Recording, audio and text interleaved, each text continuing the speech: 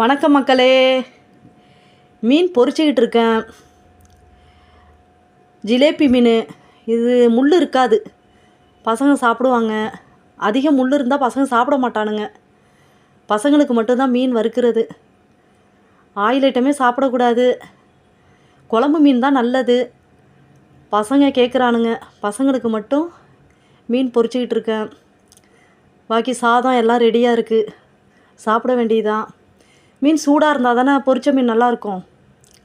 சாதம் வச்சுட்டேன், சாதம் ரெடியாக இருக்குது. சாதம் நிறைய வைப்பேன், பழைய இதுக்கும் மறுநாள் பழைய இதுவும் சாப்பிட்லாம். அதுக்காக நேற்று வச்ச மீன் குழம்பு இருக்குது.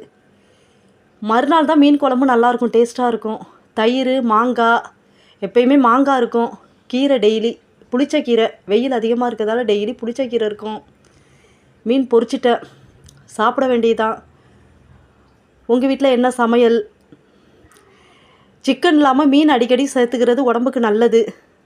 பசங்களுக்கு அதிகமாக மீன் கொடுங்க. உங்கள் வீட்டில் என்ன சமையல்னு கமெண்ட் பண்ணுங்கள்.